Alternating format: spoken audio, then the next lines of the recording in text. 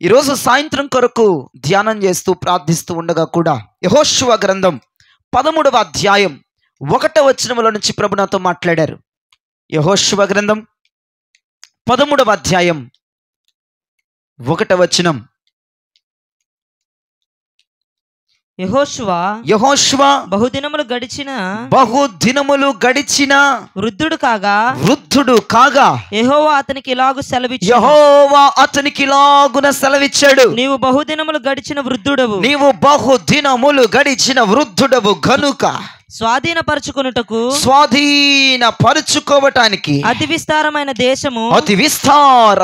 దేశం ఇంకా మిగిలి ఉంది. చేతులెత్తి ప్రభుకు స్తోత్రం చెప్పండి.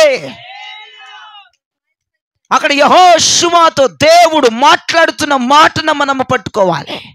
యెహోషువతో దేవుడు ఏం మాట్లాడుతూ ఉన్నాడు?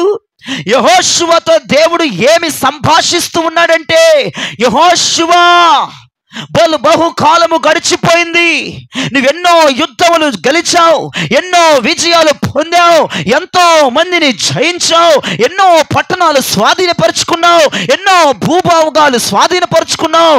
అయినప్పటికీ కూడా వృద్ధాప్యములోనికి వచ్చేసావు. అయినప్పటికీ నువ్వు ఇంకా స్వాధీనపరుచుకొనవలసిన దేశము మిగిలి ఉన్నది అని దేవుడు మాట్లాడాడు. యెహోషువ ఎవరండి? యెహోషువ గురించి చదివితేనే బైబిల్లో గుండెలు అలసిపోవాలి. అతను గురించి చదివితేనే అలసిపోతాం. అంతటి యుద్ధములు చేసిన వాడు యెహోషువ. మామూలు వ్యక్తి కాదు. దాదాపుగా 31 రాజులను చంపి ఆయా దేశములను స్వాధీనపరుచుకొని ఇశ్రాయేలు ప్రజలకి స్వాస్థ్యముగా ఇచ్చాడు యెహోషువ. దేవునికి స్తోత్రం. తన బ్రతుకు కాలం అంతా కూడా దైవ జనుని క్రింద ఉండి, ఆ మేఘము కింద ఉండి, ఆ అగ్ని కింద ఉండి, ఆ బండలోనిది తాగుతూ, ఆ మన్నాను తింటూ బతికాడు. ఎన్నో యుద్ధములు చేశాడు. అనేక పట్టణములను పట్టుకున్నాడు. అనేక శత్రు రాజులను కొండగా ఇరిచవతలబడేశాడు. దాదాపు 1 కాదు 2 కాదు 31 మంది రాజులను జయించాడని వాక్యం సెలవిస్తా ఉంది. చాలా ప్రదేశాలు స్వాధీనపరుచుకున్నాడు, చాలా పట్టణాలు స్వాధీనపరుచుకున్నాడు, చాలా భూభాగాన్ని స్వాధీనపరుచుకున్నాడు. నన్ను అడిగితే తన జీవితం మొత్తం నడిచిన తీరదేమో అంతటి భూభాగాల్ని స్వాధీనపరుచుకున్నాడు యెహోషువ. కానీ దేవుడేం మాట్లాడుతున్నాడు? యెహోషువ, బహుకాలము గడిచినది, నీవు వృద్ధుడు అయిపోయావు. అయినప్పటికీ నీవు స్వాధీనపరుచుకొనవలసిన దేశం ఇంకా మిగిలి ఉన్నదే. ఎంత గొప్ప మాట అండి అసలు. యెహోషువ వృద్ధుడే గాని బలహీనుడు కాదు. స్తోత్రం చెప్పండి. దేవుడు బలహీనుడు అన్నాడా యెహోషువని? అనలేదు. నీవు వృద్ధుడు అయ్యావు అన్నాడు, నీవు ముసలివానివయ్యావు అన్నాడు. అంతేగాని బలము తగ్గలేదనలేదు, బలము లేదనలేదు, నువ్వు బలహీనుడు అని మాట్లాడలేదు, నువ్వు చేతగానివాడు అని మాట్లాడలేదు. నీవు వృద్ధుడు అయ్యావు సరే, గాని నీవు స్వాధీనపరుచుకొనవలసిన దేశం ఇంకా మిగులుంది. ఈ రోజున యావత్ క్రైస్తవ ప్రజానికానికి ప్రభు మాట్లాడుతున్నాడు. మనము స్వాధీనపరుచుకొనవలసినవి చాలా ఉన్నాయి. మనము స్వాధీనపరుచుకొనవలసిన ఇంకా మిగిలే ఉన్నాయి.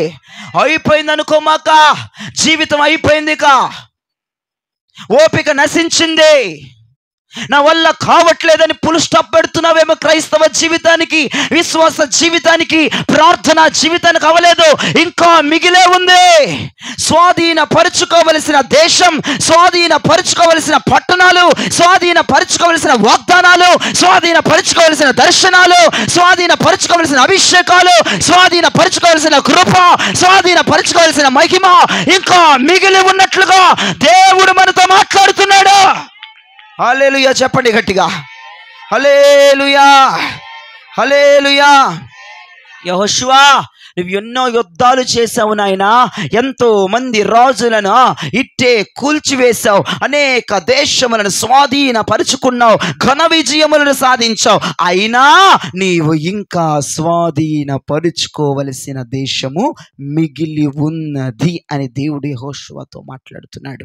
చూడండి, యెహోషువ గురించి చదువుదాం. చూడండి, యెహోషువ గ్రంథం 12వ అధ్యాయం 1వ వచనం చదవగా విందాం. ఇశ్రాయేలీలు ఆ యోర్దానుకు తూర్పుగా ఆ అవతలనున్న ఆ అర్నోను లోయ మొదలుకొని ఆ హెర్మోను కొండ వరకు ఆ తూర్పునందలి మైదానం అంతటిలో ఆ హతము చేసి ఆ. వారి దేశములను స్వాధీనపరచుకునే రాజులు ఎవరనగా చాలు. అర్నోను మొదలుకొని ఎక్కడి వరకు అంటమ్మా? హెర్మోను వరకు మొత్తాన్ని స్వాధీనపరుచుకున్నారు యెహోషువ.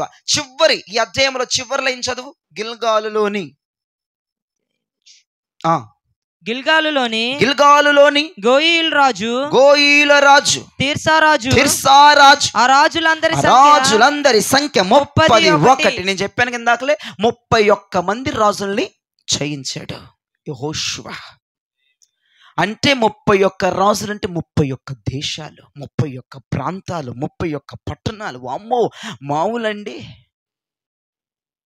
అది అర్నోను మొదలుకొని ఎదుగో ఎర్మోను వరకు భయంకరమైనటువంటి ప్రాంతాలు.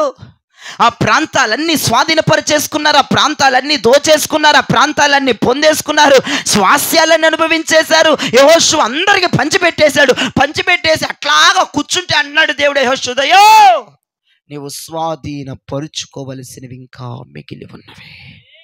ఈ రోజున ఏదో మిగిలి ఉందంటే మనం స్వాధీనపరుచుకోవలసిందే. వాగ్దానాలు మిగిలిపోయినాయి, దర్శనాలు మిగిలిపోయినాయి, ప్రార్థనలు అరియాసలైపోతున్నాయి. మనం స్వాధీనపరుచుకోవద్దా? మనం సంపాదించుకోవద్దా?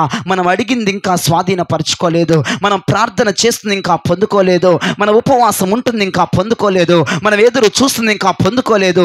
మిగిలిన స్వాస్థ్యం ఉంది, మిగిలిన స్వాస్థ్యం ఉంది, మిగిలిన ఆస్తి ఉంది, మిగిలిన వాగ్దానాలు ఉన్నాయి, మిగిలిన దర్శనాలు ఉన్నాయి, మిగిలిన ఉపవాసాలు ఉన్నాయి, మిగిలిన మహిమ ఉంది, మిగిలిన కృప ఉంది, మిగిలిన అభిషేకం ఉంది, మిగిలిన ఆసక్తికరమైన అంశాలెన్నో ఉన్నాయి. మనం స్వాధీనపరుచుకోవలసినవి ఉన్నాయి. ఈ రోజున మనం వాటినన్నిటినీ స్వాధీనపరుచుకుందాముగాక.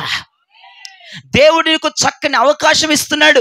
నీవు స్వాధీనపరుచుకోవలసినవి ఉన్నాయి కదా, వాగ్దానాలు అవేవి ఉన్నాయి కదా, దర్శనాలు ఏవి ఉన్నవి కదా, నీ ప్రార్థన రిక్వెస్ట్లు ఏవి ఉన్నాయి కదా, నువ్వేదో ప్రార్థనలు చేస్తున్నావు కదా, అవి ఇంకా పొందుకోలేదు కదా, అవి ఇంకా మిగిలే ఉన్నాయి కదా, అవి ఇంకా మిగిలిన స్వాస్యమది, మిగిలిన ప్రార్థనది, మిగిలిన కార్యాలవి, అవి జరగాలి. అవి జరగాలంటే మిగిలిన స్వాస్యాన్ని మనం ఇప్పుడు స్వాధీనపరుచుకోవాలి. ఏవైతే మనం స్వాధీనపరుచుకోలేక అలిసిపోయి సొమ్మసిల్లిపోయి పడిపోయి ఉన్నామో, దేవుడు యెహోషువతో మాట్లాడిన మాటే నీతో రాత్రి మాట్లాడుతున్నాడు. ఓ అలిసిపోయిన జనమా, సొమ్మసిల్లిన జనమా, అడగారిపోయిన జనమా, భక్తిలో నేరసిల్లిన వారా, భక్తిలో వెనక్కెళ్ళిపోతున్న వారా, నా ప్రభుడితో మాట్లాడుతున్నాడు. ఈ రోజున మిగిలిన స్వాస్యము నీవు స్వాధీనపరుచుకున్నట్లుగా నా దేవుడైన యెహోవా చేయబోతున్నాడు.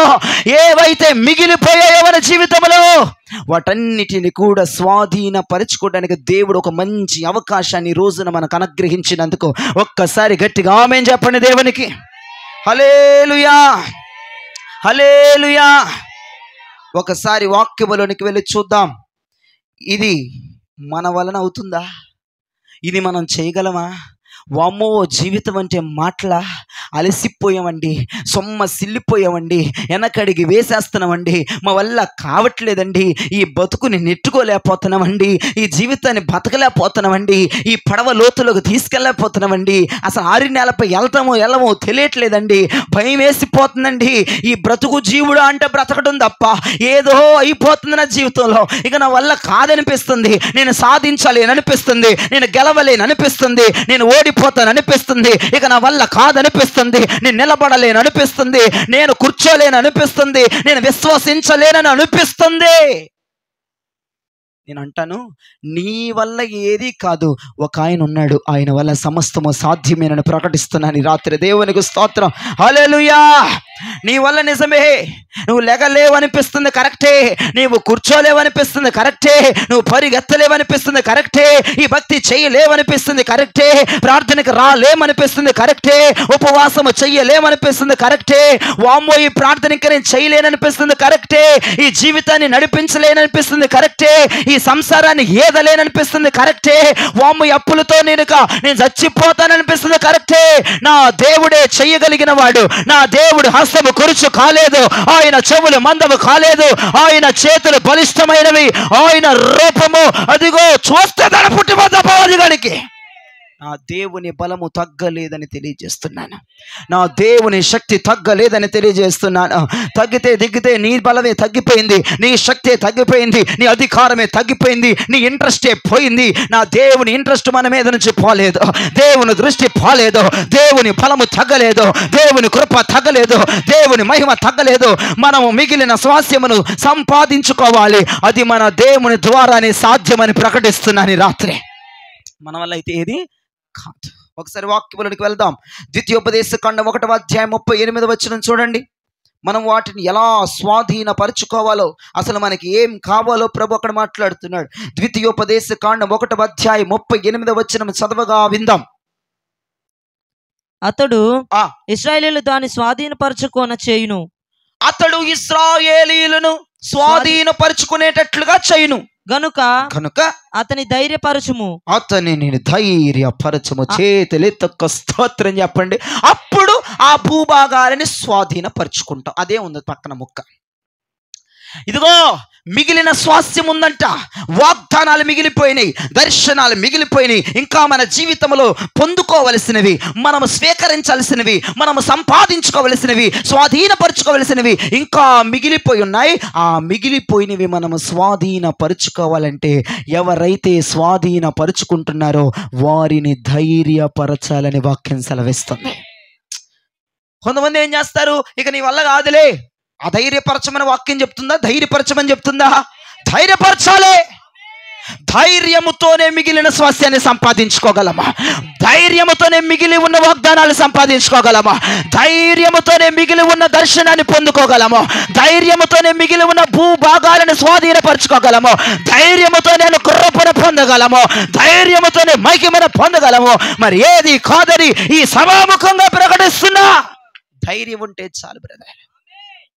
ఈ రోజున ఏం చేస్తుంది సార్, ఇక నీ వల్ల కాదులే, ఇంక నువ్వేం చేస్తావు, చేసి చేసి చేసి చేసి చెంది అలసిపోయావు, ఇక మిగిలింది నువ్వు ఈ పని చేయలేవు. వామ్మో, మిగిలింది స్వాధీనపరచుకోవాలా? నీ శక్తి సరిపోదు, నీ బలం సరిపోదు, నీ యొక్క కులం సరిపోదు, నీ గోత్రం సరిపోదు, మీ ఫ్యామిలీ బ్యాక్గ్రౌండ్ సరిపోదు అని ఎవరైనా బలహీనపరిస్తే వారు దురాత్మలతో సమానం.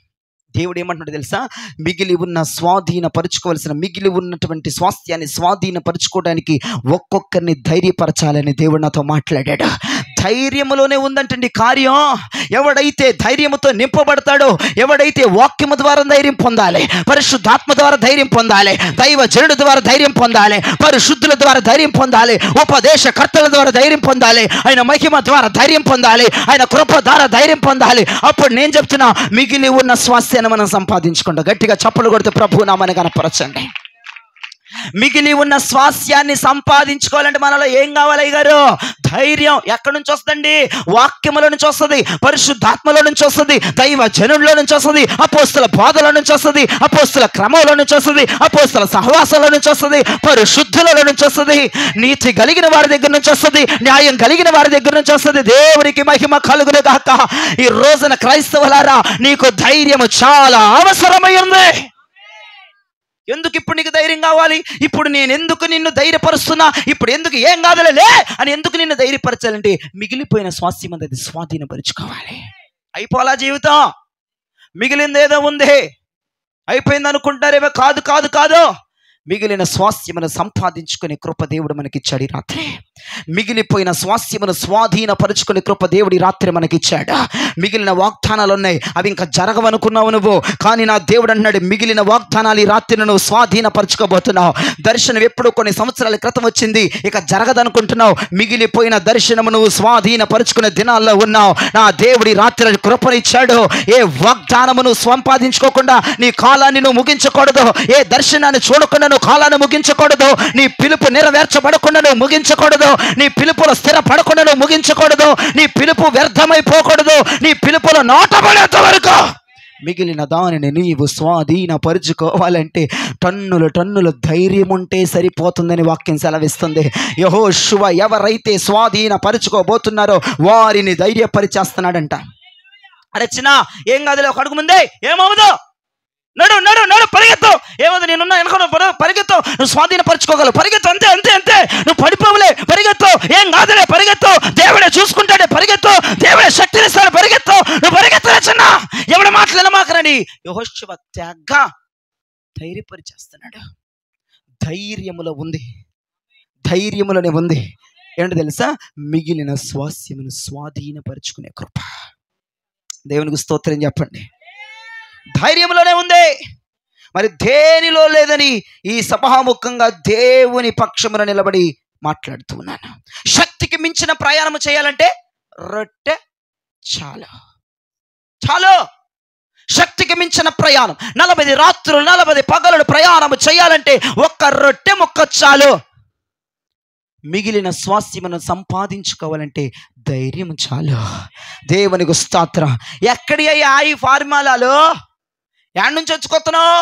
శక్తికి మించిన ప్రయాణం చేయాలంటే ఒక రొట్టె ముక్క తింటే సరిపోద్దా? ఎక్కడి నుంచి వచ్చుకొచ్చావు ఫార్ములా? యాడ్ నుంచి తీసుకొచ్చావంటే ఇదిగో దీంట్లో ఎక్కడి నుంచి తీసుకురాలేదు నేను. ఏలియాకి శక్తికి మించిన ప్రయాణం ఉందని చెప్పి దేవుడు రొట్టెను మాత్రమే పెట్టి 40 రాత్రులు 40 పగలు ప్రయాణం చేపించాడు. బైబిల్లో ఉన్న ఫార్ములాలే నమ్మాలి, విశ్వసించాలి, గుడ్డిగా ముందుకెళ్ళిపోవాలి. అప్పుడే దేవుడు మనకి ఘన విజయం ఇవ్వబోతున్నాడు. బైబిల్లో ఉన్న ఫార్ములాలే నమ్మాలి.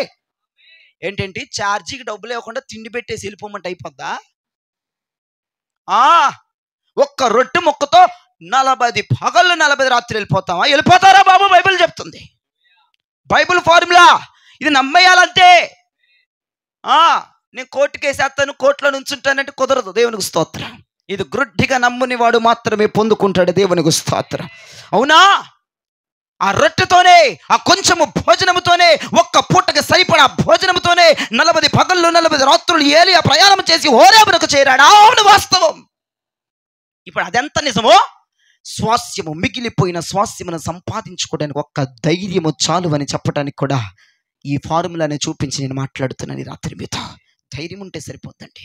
ఎవరు పిరికివారుగా ఉండొద్దు. ఈ రోజున వాక్యముతో నేను మిమ్మల్ని ధైర్యపరుస్తున్నాను. మీరు ఏమి ఫీల్ అవ్వాల్సిన విషయం లేదు. మిగిలిపోయిన స్వాస్యమును నీవు సంపాదించుకునే పోయే రాత్రి ఇదే. జరగవు, ఇక నేను చూడలేను, ఇక అయిపోయింది, ఈ వాగ్దానాలు జరగవు, ఈ దర్శనం ఇక జరగదు, నా రూట్ వేరే రూట్లోకి వెళ్ళిపోయింది, ఇక నా వల్ల కాదు, ఇక దేవుడు కూడా చేతులు ఎత్తేసాడు, అందరూ మమ్మల్ని వదిలేశారు, ఇక అయిపోయింది అనుకుంటున్నటువంటి ఈ తొలి రోజుల్లో, ఈ చివరి రోజుల్లో నీ మైండ్ పాడైపోయి, నీ కడుపు పాడైపోయి, నీ గుండె పాడైపోయి, నీ ఆలోచనలే పాడైపోయి, ఇక నా వల్ల కాదయ్యా, ఇక అయిపోయింది సీన్ అనుకుంటున్నావేమో. నా ప్రభు అన్నాడు, ఎందుకు అయిపోయింది అనుకున్నావు? నీ వల్ల కాదేమో, నా వల్ల అవుతుందని ప్రభు మాట్లాడుతున్నాడు. నీవు బలహీనుడివి, బలహీనురాలువేమో, నేను బలవంతుడు అన్నాడు. నీ చెయ్యి కురిచేవో, నా చెయ్యి కురుచు కాలేదన్నాడు. నీ చెవుల మందమేమో, నా చెవుల మందము కాలేదన్నాడు. నీవు బలహీనుడవేమో, నేను బలహీనుడు కాదు. ధైర్యపరుస్తున్న దేవుడి రాత్రి మనకు కనబడుతున్నాడు. ఎలా ధైర్యపరుస్తున్నాడు? వాక్యము ద్వారా, పరిశుద్ధాత్మ ద్వారా, పరిశుద్ధుల ద్వారా, ఉపదేశకర్తల ద్వారా, అపోస్తుల బోధ ద్వారా దేవుడి రాత్రి నిన్ను బలపరుస్తున్నాడు. ఎందుకు బలము కావాలి? ఎందుకు ధైర్యము కావాలంటే మిగిలి ఉన్న స్వాస్యమును స్వాధీనపరచుకోవడానికి తగు మాత్రము ధైర్యము లేకపోతే కుదరదు. దేవునికి స్తోత్రం. ఈ రోజున టన్నుల కొద్ది గుండె ధైర్యం వచ్చేయాలి మనకి. ఎక్కడ నుంచి ధైర్యం వస్తే అప్పవాదిగాడు చూసి దెబ్బ పారిపోయి, వీడికి ఎక్కడ వచ్చింది ఈ రోజు ధైర్యం? ఇన్ని రోజుల ధైర్యం వీడికి ఎట్లా వచ్చిందంటే వాక్యాన్ని చూపించాలి దేవుడు, పరిశుద్ధాత్మను చూపించాలి దేవుడు. నా ప్రజలను ధైర్యపరిచినది నా ఆత్మ మాత్రమే, నా ప్రజలను ధైర్యపరిచింది ఉపదేశము మాత్రమే, నా ప్రజలను ధైర్యపరిచింది అపోస్తుల బోధ మాత్రమే, నా ప్రజలను ధైర్యపరిచింది పరిశుద్ధులు మాత్రమే.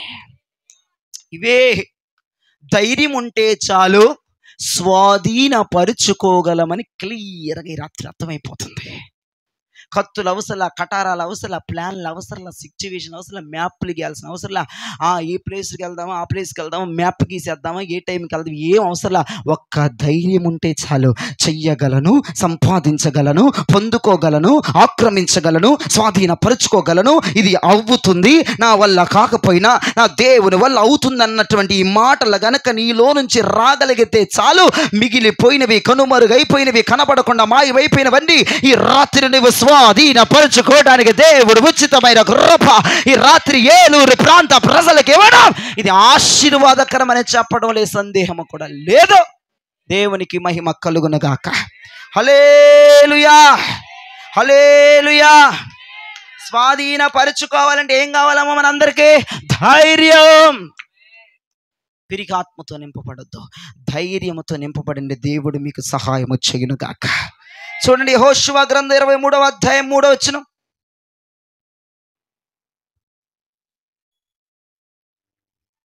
యెహోషువ గ్రంథం 23వ అధ్యాయము 3వ వచనం. మీ దేవుడైన యెహోవా మీ దేవుడైన యెహోవా మీ నిమిత్తము మీ నిమిత్తం సమస్త జనులకు చేసినదంతయు మీరు చూచితిరి. చేసినదంతయు మీరు చూచితిరి గనుక మీ నిమిత్తము యుద్ధము చేసిన వాడు మీ నిమిత్తము యుద్ధము చేసిన వాడు మీ దేవుడైన యెహోవాయే. అంతే. దేవునికి స్తోత్రం చెప్పండి. మందేమీ లేదు బిల్డప్. దేవునికి స్తోత్రం. మన నిమిత్తము దేవుడనేవాడు, ఆయన పేరు సైన్యములకు అధిపతి యెహోవా, ఆయన నీ తరఫున యుద్ధం చేయటానికి దిగొచ్చేస్తున్నాడు ఈ రాత్రే. మనదేమి లేదు, ఒక్క ధైర్యం ఉంటే చాలు. అయిపోద్ది పని, జరిగిపోద్ది, చేసేస్తాడు. దేవునికి స్తోత్రం. నేను బలహీనుడిని కానీ నా ప్రభు బలహీనుడు కాదు, నేరడు కూడా. కాబట్టి ఆ ధైర్యం నీలో ఉండాలి.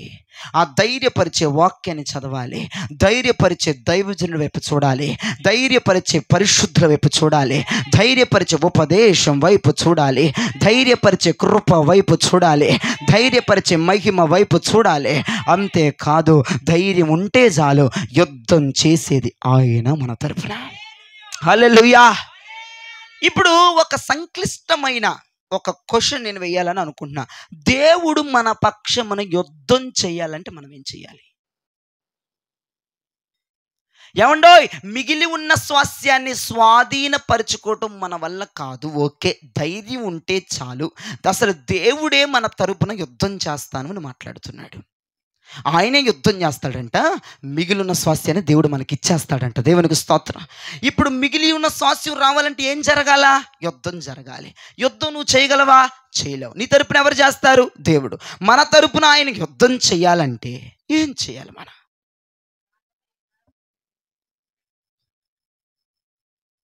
ఆయన పక్షంగా ఉండాలి, ఇంకా ప్రార్థన చేయాలి, ధైర్యంగా ఉండాలి, విశ్వాసంతో ఉండాలి, యథార్థంగా ఉండాలి, పరిశుద్ధంగా ఉండాలి. దేవునికి స్తోత్రం. సంఖ్యాకాండం 32 మీరు చెప్పిన ఏం బైబిల్లో లేవు. 20 సంఖ్య 32:20 అంటే అన్నీ ఓకే. దేవునికి స్తోత్రం. నేను రాసుకున్న టాప్ 5లో ఏవి లేవు. సంఖ్య 32:20. అప్పుడు మోషే వారితో మీరు మీ మాట మీద నిలబడి ఫస్ట్ ఆఫ్ ఆల్ యెహోవా సన్నిధిని యుద్ధమునకు సిద్ధపడి యెహోవా తన ఎదుట నుండి తన శత్రువులను వెళ్ళగొట్టు వరకు యెహోవా సన్నిధిలోనే మీరందరూ యుద్ధ సన్నద్ధులై ఉండిపోవాలి. దేవునికి స్తోత్రం కలుగును గాక. దేవుడు మన తరపున యుద్ధం చెయ్యాలంటే, మిగిలిన స్వాస్యాన్ని దేవుడు మన తరపున యుద్ధం చేసి దాన్ని మనకి ఇవ్వాలంటే, అసలు ముందు ముచ్చట ఏంటి? దేవుడు మన తరపున యుద్ధం చేయాలంటే మనం ఏం చేయాలంటే, యెహోవా సన్నిధిలో యుద్ధ సన్నద్ధులై నిలబడాలి. దేవునికి స్తోత్రం చెప్పరే. దేవుని సన్నిధిలో కనపడాలని చెప్తున్నా. అర్థమైందా? చర్చిలో ఉంటే యుద్ధం అని చేస్తాడు, ఆరాధన చేస్తే యుద్ధం ఆయన చేస్తాడు, మోకరిస్తే యుద్ధం ఆయన చేస్తాడు. అసలు ఆదివారం పూట చర్చికి రావటమే పెద్ద గొప్ప కార్యం. అంతే, అక్కడ యుద్ధం జరిగిపోతూ ఉంటుంది. దేవుని సన్నిధిలోనికి వచ్చినవాడు, పాటలు పాడుతున్నవాడు, ఆరాధనలో ఏకీభవిస్తున్నవాడు, మోకరించమంటే మోకరిస్తున్నవాడు, చేతులెత్తమంటే చేతులు ఎత్తుతున్నవాడు, దైవ జనుడితో ఏకీభవిస్తున్నవాడు, వాక్యమును శ్రద్ధగా వింటున్నవాడు, వాక్య ప్రకారం నడుస్తున్నవాడు, దైవ జనుని వైపే చూస్తున్నవాడు, దేవుని మహిమను పొందుతున్నవాడు, అసలు దేవుని సన్నిధికి వచ్చేసిన వాడు, ఆ రాత్రులలో గంతులు వేస్తున్నవాడు, వాక్యమును విని పరిశుద్ధాత్మ చేత నింపబడుతున్నవాడు, దేవుడే వాడి తరఫున యుద్ధం చేసేస్తాడంట. ఇవేం చేయకలా, చర్చికి బుద్ధిగా రా చాలు, అది గోల. దేవునికి స్తోత్రం. బుద్ధి వచ్చిన వాళ్ళందరూ దేవునికి స్తోత్రం చెప్పండి. ఏం మాట్లాడకుండా వారం వారం దేవుని సందుకు వస్తే చాలా ఆయనే చూసుకుంటాడు. మిగతాది వచ్చి కూర్చుంటే సరిపోద్ది. హల్లెలూయా కుదరదు. ఏం చేయాలి ఇప్పుడు? ఇక్కడ పాటలు పాడుతుంటే పాటలు పాడాలి. దేవుని స్తోత్రం చెప్పండి.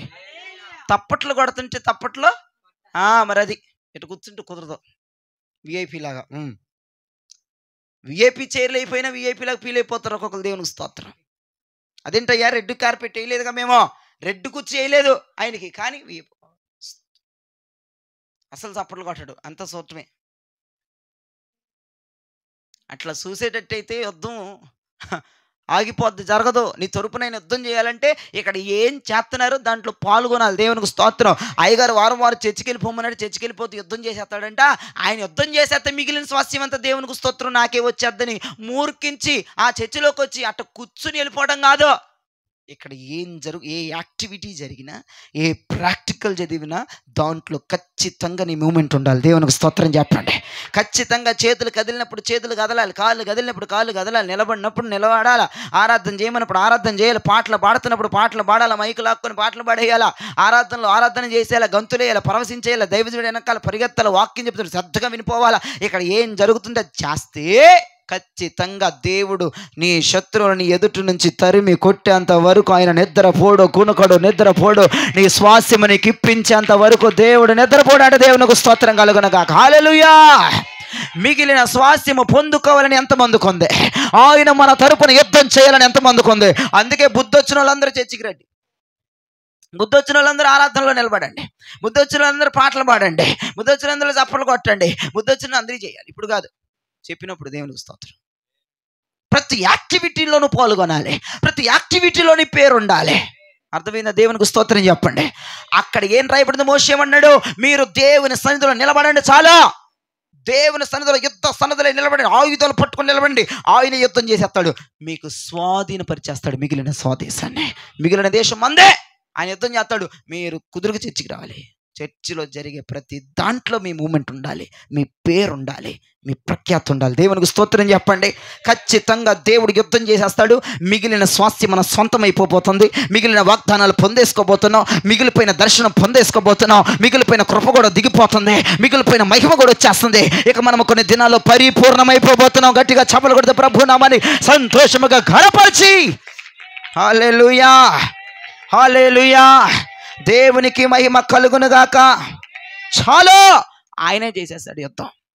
నువ్వు ఈ యాక్టివిటీలు చేయి చాలు. దేవుడు పెద్ద పని చెప్పాడా, కొంతసేపు పని చెప్పాడా? అసలు అలసిపోవక్కర్లా. చర్చికి రామ్మ చాలు, నేను చూసుకుంటా అన్నాడు. పాటలు పాడేటప్పుడు పాటలు పాడమ్మా, నీ గొంతు బాగుంటుందిగా, నేను చూసుకుంటా అన్నాడు. ఆరాధన వచ్చు కదమ్మా, ఆరాధనలో లెగిసి నిలబడే ఓపుకుందిగా, నిలబడి సార్లు నేను చూసుకుంటా అన్నాడు. అన్ని చిన్న చిన్న పనులే చెప్పాడు. పెద్ద పెద్ద ఆయనే తీసుకున్నాడు. ఆయుధాలు తిప్పడం తీసుకున్నాడు, పొడి చేయడం తీసుకున్నాడు, పరిగెత్తడం తీసుకున్నాడు, గుర్రాలు ఎక్కి సవారీలాగా గర్జించే వాళ్ళ మీద ఒకటి, అన్ని పెద్ద పెద్ద ప్రాసెస్ అంతా ఆయన తీసుకున్నాడు. చిన్న చిత్తకాయ మనకిచ్చాడు. ఇవి కూడా చేయకపోతే నీలాంటి బుద్ధి లేని వాళ్ళు ఈ ప్రపంచంలో ఉండరని నా లెక్క. ద్వితీయోపదేశకాండం 9వ అధ్యాయం 5వ వచనం, రెండో ముక్కలోకి వచ్చేసాం. ద్వితీయోపదేశకాండం 9వ అధ్యాయం 5వ వచనం.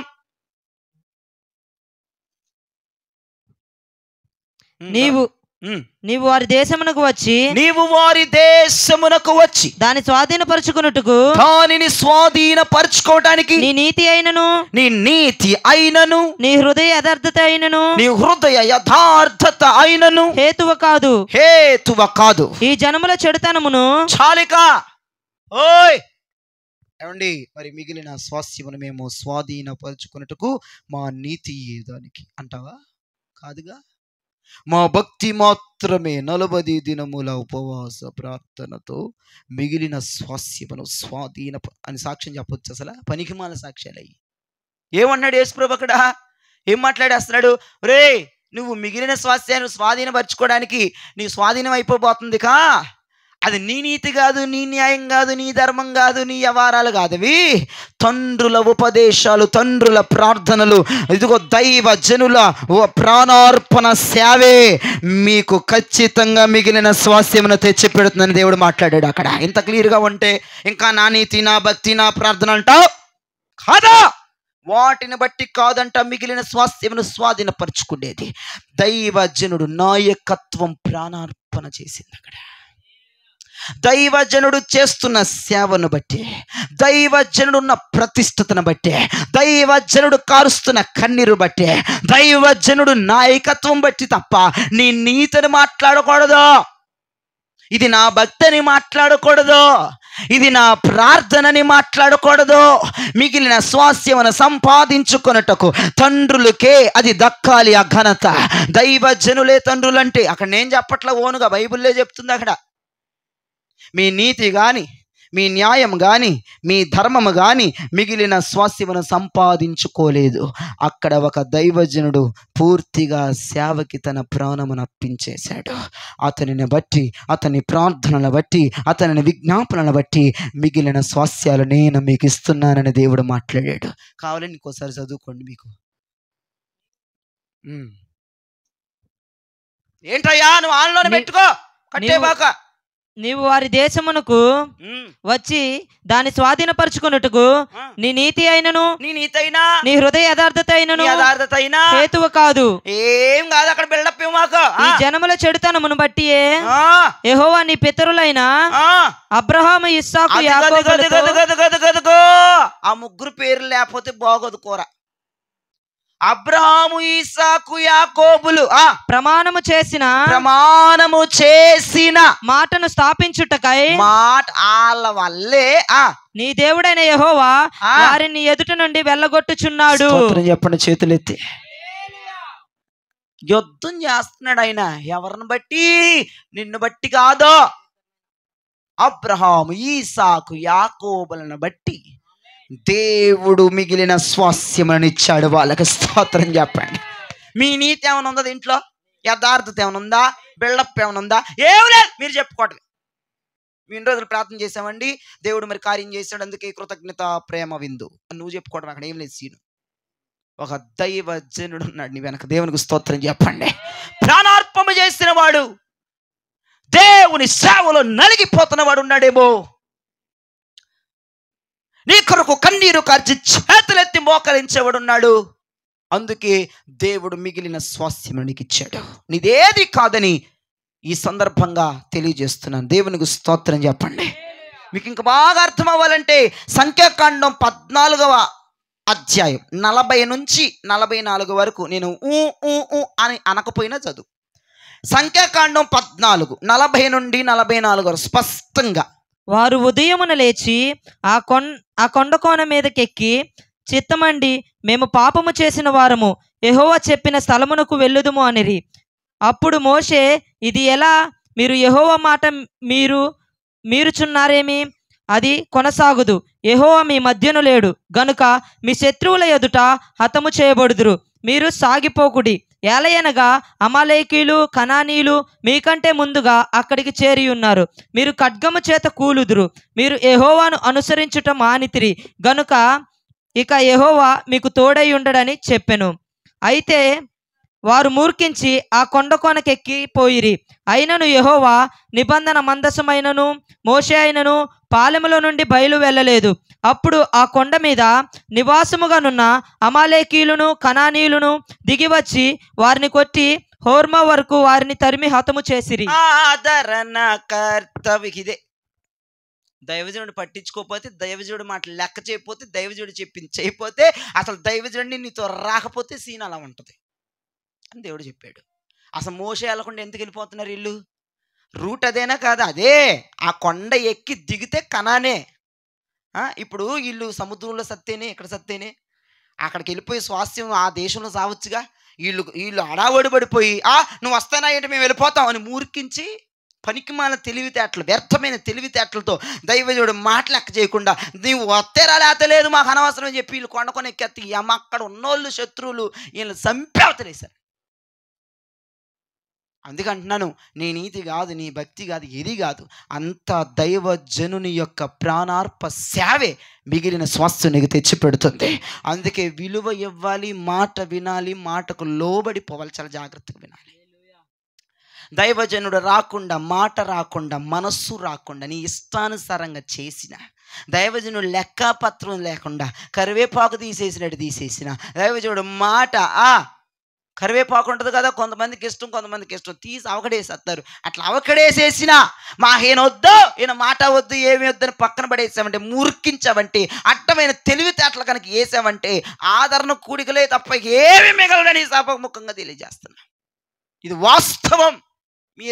మీ మైండ్లో పెట్టుకోండి. ఖచ్చితంగా మీరు ప్రమాదానికి గురవుతారు. ఇది మొత్తం ఒక భయంకరమైన ప్రమాదానికి సూచన. వాళ్ళకి చెప్పాడయ్యా, దేవుడు మన మధ్య లేడయ్యా, మీతో లేడు, మీరు వెళ్ళవాకండి. మందసం కదిలినాక నేను కదిలినాక వెళ్దురు కానంటే వాళ్ళు వెళ్ళా మూర్ఖించి వెళ్ళిపోయారు. నువ్వేంటి చెప్పేది మాకు అనుకుంటే వెళ్ళిపోయారు. మందసం కానీ దైవజనుడు కానీ వెళ్ళలేదు కనుక వాళ్ళు చచ్చిపోయారు. కనాను దేశం వారు వెళ్ళలేదు, వాళ్ళు స్వాధీనపరచుకోలేకపోయారు. అందుకే నేను అంటాను, తండ్రుల ప్రార్థనే, తండ్రుల ప్రార్థనలే, పరిశుద్ధుల విజ్ఞాపనలే ఈ రోజున మనకి మిగిలిన స్వాస్యమును తెచ్చి పెట్టబోతున్నాయి. హల్లెలూయా, హల్లెలూయా. ఇప్పుడు తండ్రిని ఏం చేయాలి? మనము మాట లెక్క చెయ్యాలి, లోబడాలి, తల దించాలి, మోకరించాలి, చెప్పింది చెయ్యాలి, నోటి మీద వేలేసుకోవాలి అంతే. ఎందుకంటే వారు లేకపోతే, ఆ నాయకుడు లేకపోతే, దైవజనుడు లేకపోతే, ప్రతిష్ఠించబడిన లేకపోతే మిగిలిన స్వాస్యం మనకు వస్తుందా? రాదో. వాగ్దానాలు స్వతంత్రించుకోగలమా? దర్శనాన్ని పొందుకోగలమా? ఆయన కృప మేలు మన మీదగా రాగలదా? రాలేదు. వారు మోషేని వెంట తీసుకెళ్లేదు, చచ్చిపోయారు. దైవజనుడి విలువ అక్కడ అధ్యాయంలో దేవుడు తెలియజేస్తున్నాడు. అందుకే ఈ రాత్రి దైవజనుడి విలువ మీరు కూడా తెలుసుకొని ఒళ్ళు దగ్గర పెట్టుకొని భక్తి చేయాలని ప్రేమగా 2 చేతులు జోడించి మీతో మాట్లాడుతున్నాను. ఎందుకంటే కొన్ని తెలిసి తెలియని సందర్భాల్లో మీ జీవితాలు నాశనానికి వెళ్ళిపోతూ ఉన్నాయి. కరివేపాకు తీసేయటం ద్వారా మీ జీవితాలు శాపాల్లోనికి వెళ్ళిపోయే ప్రమాదాలు ఉన్నాయి. కనుక దైవజనుని ప్రార్థన, దైవజనుని సమర్పణ, దైవజనుని విశేషమైన ప్రతిష్టతను జ్ఞాపకం చేసుకోవాలి. దాన్ని బట్టి దేవుని ఘనపరచాలి. అప్పుడే మిగిలిన స్వాస్యమును మనము పొందుకోగలము. స్తోత్రం చెప్పండి. హల్లెలూయా. 3వదిగా కీర్తన 44వ కీర్తన 3వ చరణం. 44వ కీర్తన 3వ చరణం. వారు తమ ఖడ్గము చేత దేశమును స్వాధీనపరచుకొనలేదు, వారి బాహువు వారికి జయమియ్యలేదు. నీవు వారిని కటాక్షించితివి గనుక అందుకే నీ దక్షిణ హస్తమే, నీ బాహువే, నీ ముఖకాంతియే వారికి విజయము కలుగజేసెను. చేతులెత్తి దేవునికి స్తోత్రం చెప్పండి. అయ్యయ్యయ్యా, నా బలం కాదు, నా ఖడ్గం కాదు, నా తెలివితేటలు కాదు, ఏమీ కాదు, నీ కటాక్షం, నీ ముఖ కాంతి, నీ బాహువు, ఇవి తప్ప మరొకటి కాదని అక్కడ క్లియర్గా నిష్పక్షపాతంగా అక్కడ భక్తుడు మాట్లాడేశాడు. ఇప్పుడు చెప్పండి, శత్రువులతో మన తరపున దేవుడు యుద్ధం చేయాలంటే మన బలం సరిపోద్దా? మన ఖడ్గం సరిపోద్దా? మన సాక్ష్యం సరిపోద్దా? మన తెలివితేటలు సరిపోతాయా? పొద్దాకలు నా బలం అండి, ఇది నా జ్ఞానం అండి, నా తెలివితేటలను కుదరదు.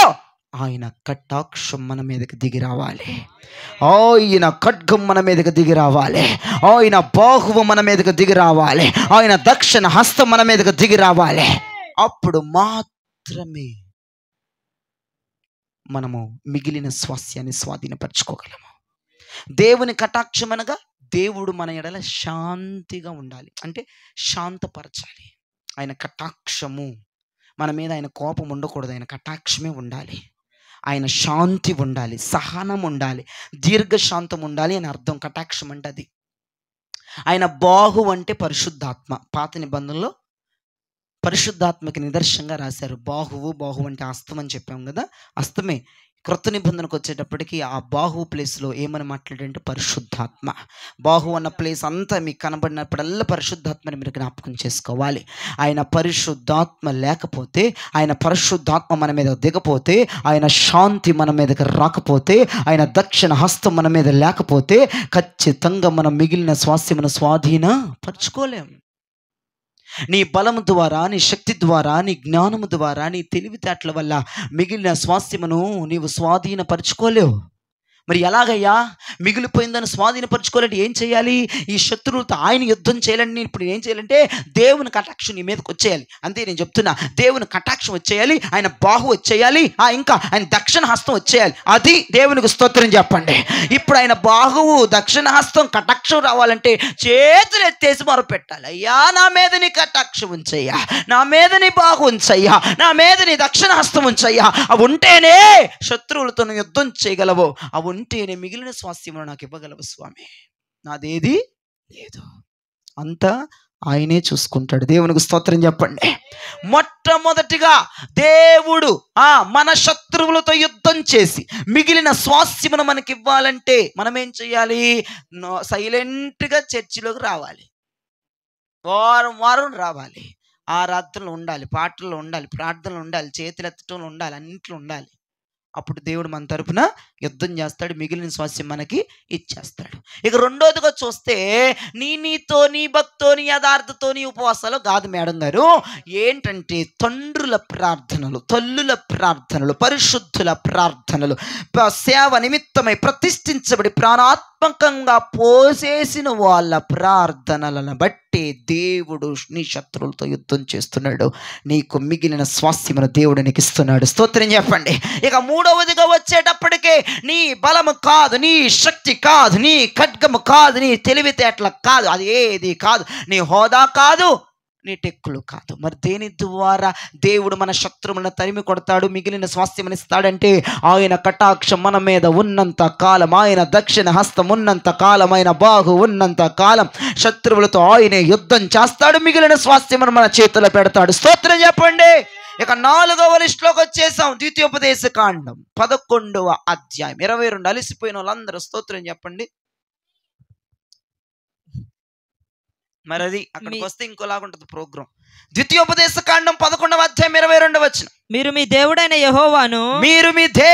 యెహోవాను ప్రేమించి ఆయన మార్గములన్నిటిలో నడుచుకుని ఆయన హత్తుకొని మీరు చేయవలసింది నేను మీకు ఆజ్ఞాపించేది ఆజ్ఞలన్నిటిని అనుసరించేసి జాగ్రత్తగా నడుచుకోండి. అప్పుడు యెహోవా మీ ఎదుట నుండి ఈ సమస్త జనములను వెళ్ళగొట్టును. సమస్త జనులను ఎల్లగట్టి మిగిలిన స్వాస్థ్యమును మనకిచ్చెను. స్తోత్రం చెప్పండి గట్టిగా. హల్లెలూయా. యేసు ప్రభువును ప్రేమించాలంట, యేసు ప్రభు చెప్పే ఆజ్ఞలు చేయాలంట, బుద్ధిగా ఉండాలంట, జాగ్రత్తగా మార్గాల్లో నడుచుకోవాలంట. దేవునికి స్తోత్రం. అప్పుడు మాత్రమే మన శత్రువులతో యుద్ధం చేస్తాడంట. అప్పుడు మాత్రమే మిగిలి ఉన్న స్వాస్యమును మనకి స్వాధీనము చేస్తాడంట. అర్థమవుతుందా మీకు? ఎన్ని పాయింట్లు చెప్పేశాను? 4 అయిపోయినాయి. దేవునికి స్తోత్రం. 4 పాయింట్లు అయిపోయినాయి.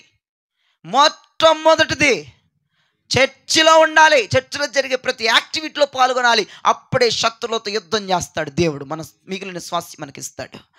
రెండవది మీ న్యాయం, మీ నీతి కాదు, అక్కడ దైవజనుడి ప్రాణార్పణతో చేయగలిగిన సేవే నీ శత్రువులతో యుద్ధం చేసేటట్టు చేస్తుంది, మిగిలిన స్వాస్థ్యం ఇచ్చేటట్టు చేస్తుంది.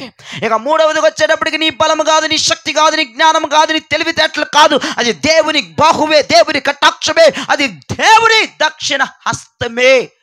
అది మాత్రమే నీ శత్రువులతో యుద్ధం చేస్తుంది, నీకు మిగిలిన స్వాస్థ్యం ఇస్తుంది. ఇక 4వది వచ్చేటప్పటికి నీ శత్రువులతో యుద్ధం ఆయన చేయాలంటే, మిగిలిన స్వాస్థ్యం నీకు రావాలంటే ఆయనను మాత్రమే ప్రేమించాలి, ఆయన చెప్పిన ఆజ్ఞలు మాత్రమే చేయాలి, జాగ్రత్తగా మార్గాలు నడుచుకోవాలి, ఒళ్ళు దగ్గర పెట్టుకుని ఉండాలి. ఒక్క మాటలో చెప్పాలంటే అప్పుడు మన శత్రువులతో యుద్ధం ఆయన చేస్తాడు, మిగిలిపోయిన స్వాస్థ్యమును తీసుకొచ్చి ఈజీగా మన చేతులు ఆయన పెడతాడు. దేవునికి స్తోత్రం చెప్పండి. ఇక 5వది చెప్పి ముగించేస్తాను. సంఖ్యాకాండం 14:8.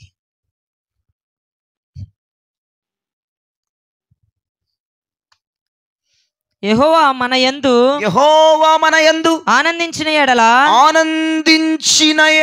ఆ దేశములో మనలను చేర్చి దానిని మనకిస్తాడు. అయిపోయింది చదివి 4-5 సంవత్సరాలు. చేతులెత్తి స్తోత్రం చెప్పండి. ఒకటి, మనము దేవుని యందు ఆనందించిన ఎడల దేవుడు ఆ స్వాస్థ్యముని ఇస్తాడు. కరెక్టా? అదే ఉందా బైబిల్లో? జయరాజు దేవుని యందు ఆనందించినప్పుడు మాత్రమే స్వాస్థ్యమును ఇస్తాడు అనుందా? చెప్పరేంటండి? దేవుడు నీ యందు ఆనందించిన ఎడల శత్రువులతో యుద్ధం జరిగిద్ది, మిగిలిన స్వాస్థ్యం వస్తుంది. అంటే మేము దేవుళ్ళు ఆనందిస్తున్నామండి, సినిమాల్లో ఆనందించము, ప్రోగ్రాల్లో ఆనందించము, పైన షోయింగ్స్లో మేము ఆనందించము, దేవుళ్ళలో మాత్రమే ఆనందిస్తున్నాం. బాగానే ఉంది సాక్ష్యం. మరి దేవుడిని యందు ఆనందిస్తే ప్రోగ్రాం మారిద్ది. నువ్వు దేవుని యందు ఆనందిస్తే నీకు బలం వస్తుంది, కానీ దేవుడిని యందు ఆనందించడం మొదలు పెట్టాడా మిగిలిపోయిన స్వాస్థ్యాలు మన చేతుల్లోకి వచ్చేస్తాయి. మిగిలిన శక్తులు తుక్కుగా వాడి నశించిపోతారు. ఒక్కసారి దేవుడు మనల్ని చూసి సంతోషించాడంటే ప్రోగ్రాం మామూలుగా ఉండదు. హల్లెలూయా స్తుతి మహిమ. ఇదే ఎవరిది ప్రోగ్రాం? నాదే అని చెప్పరే. ఎంత ఎవరిది ప్రోగ్రాం? ఈ పాటలు ఎవరు పాడతారు? పాడండి ఒకసారి, యజ్జాయింపు పాడండి. హల్లెలూయా స్తుతి. పాడు ఎల్లప్పుడు మైకెత్తిన పాడతారా? స్తుతించెదము హల్లెలూయా స్తుతి మహిమ ఎల్లప్పుడు దేవునికి ఇచ్చెదము.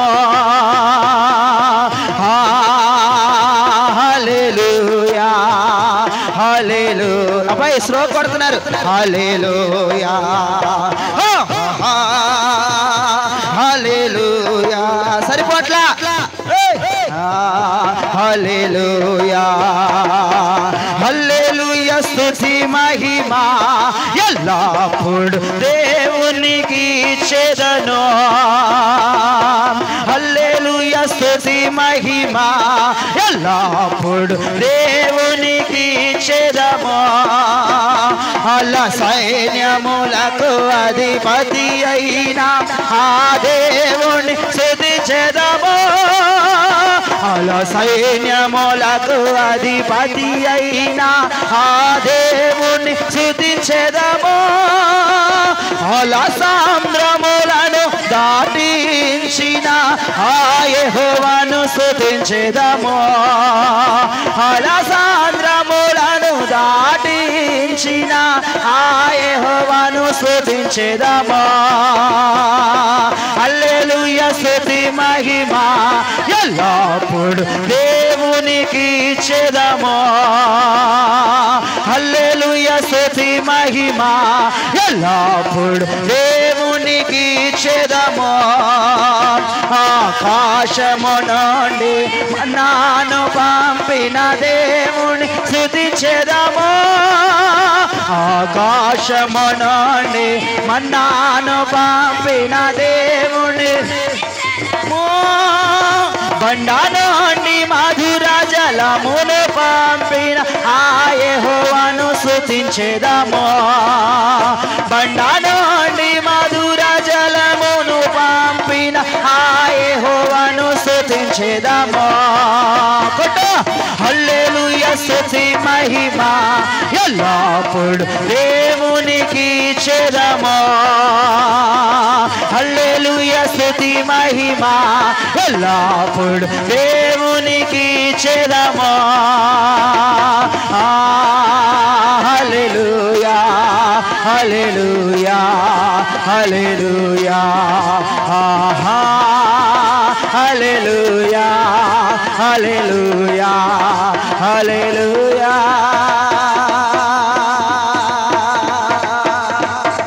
హల్లెలూయా. దేవుడు ఆనందిస్తే ఇక ఎట్లా ఉంటుంది? మన తరపున ఆయన ఆనందించాలి. పద్దాహులు నువ్వు ఆనందించేయడం కాదు, ఆయనలో ఆయన కూడా నీ గురించి ఆనందించాలి. ఆయన కూడా నిన్ను చూసి మురిసిపోవాలి.